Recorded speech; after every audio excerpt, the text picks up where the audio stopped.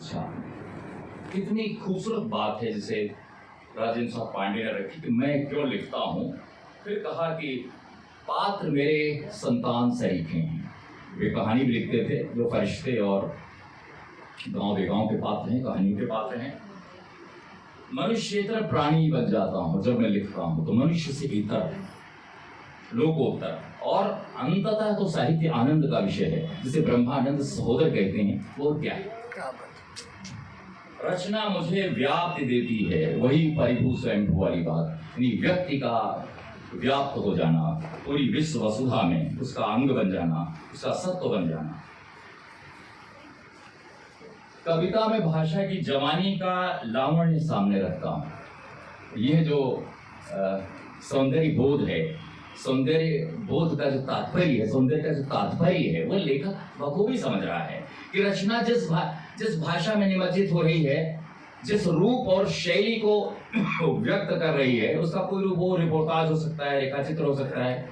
लेकिन ये कहा करते थे कि ललित निबंध एक ऐसा उपक्रम है, एक ऐसी विधा या शैली है जिसमें तमाम विधाओं की आवाजाही है। कहीं रेखा चित्र है, कहीं स्मृति चित्र है, कहीं संस्मरण है, कहीं आत्मकथा है, कहीं डायरी है, यानी बहुत सारी विधाओं का जो समाहार है, जो समूहन है, वो ललित निबंध में अपनी तरह से कायांतरण करके उपस्थित होता है। इसलिए ललित निबंधों के बारे में भी उनकी सुनिश्चित परिभाषा थी, और जो व्यक्ति विद्यानिवास जी, कुबेरनाथ राय, विवेक राय की संगत में रहा, जाहिर है कि उसकी जो परिभाषा है कितनी निज के अनुभव सरणियों से गुजर के बनी।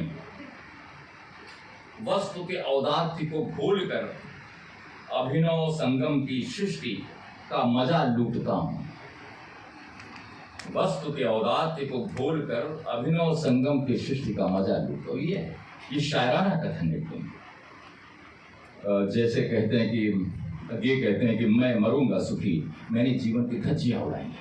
लेखक अगर इस लेवल पर पहुंच जाए कि जीवन की धज्जी उड़ा सके, तो मुझे लगता है कि वो इस जीवन को रत्ती रत्ती समझकर और फिर निस्सत्व मानकर इसे छोड़कर उस चदरिया की तरह जा सकता है, जैसे कभी कबीर ने इसके बारे में कहा होगा।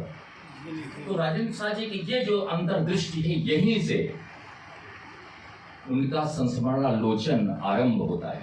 संस्मरणालोचन एक ऐसा शब्द है, कुछ तुष्टीकरण जैसा, कि अगर आलोचना से बचना चाहते हैं तो संस्मरण की भूमि में हम पदक्षेप कर लेते हैं, और जब आलोचना प्रगाढ़ होती है, सख्त भी है, तो संस्मरण की छौंक से उसे हम सह्य बना देते हैं, सकारात्मक बना देते हैं।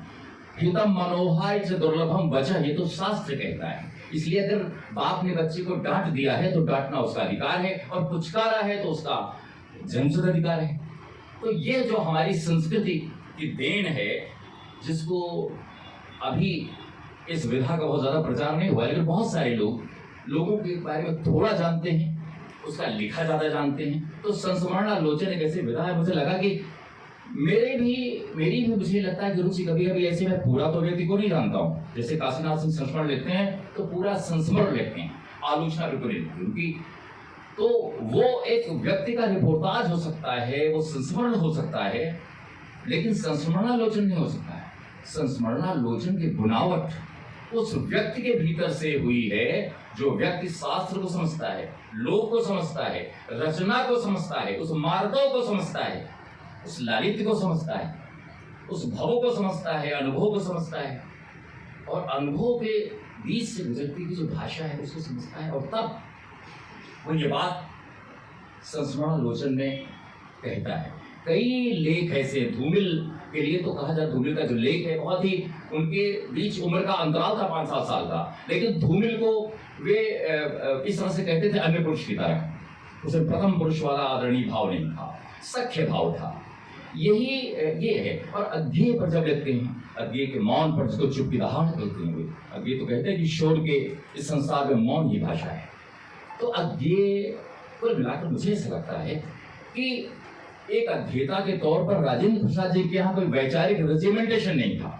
वैचारिक रेजिमेंटेशन के विरोध के लेखक हैं, जहां पर सारा चिंतन समाविष्ट होकर गुण दोष के आधार पर अपने भीतर व्यवहृत होता है और आयत्त होता है।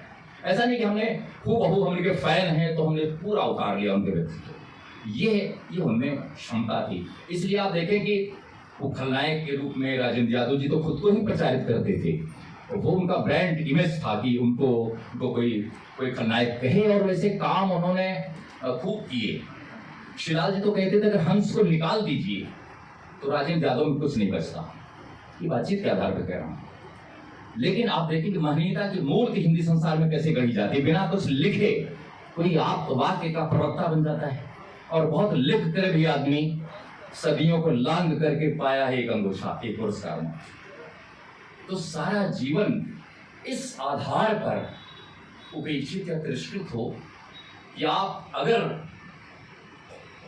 उस कला कौशल में माहिर नहीं हैं तो ये समाज आपको न तो सत्ता के सिंहासन पर बिठाता है, न साहित्य के शीर्ष पर। इन सब सारी खूबियों खामियों के बावजूद जब वे संस्मरणालोचन पर उतरते हैं तो प्रायः उनके किरदार बहुत बड़े अच्छे साहित्यिक होते हैं, जिससे उन्होंने व्यक्तिगत रूप से सीखा है। कुबेरनाथ राय जी को लिखते हुए मुझे तो लगता है उनके निबंधों का कुलगोत्र अगर विस्तार लेता अपने वैविध्य के साथ तो वो कुबेरनाथ राय के निकट जाता है, जो पग पग पर संस्कृत के सूक्त, वैदिक मंत्र और वैदिक आचार विचार इसकी परिभाषाएं करता हुआ प्रतीत होता है। मनुष्यता के जो शिखर हो सकते हैं, जो हमारे वैदिक मंत्रों से हमारे तमाम भाष्यकारों के जरिए हमारे भीतर उतरते हैं गुणसूत्र बनकर, उसके वे व्याख्याकार होते हैं। कई बार वे लेख लिख रहे होते हैं लेकिन एक अच्छे मनुष्य की परिभाषा दे रहे होते हैं, कई बार वो लिख रहे होते हैं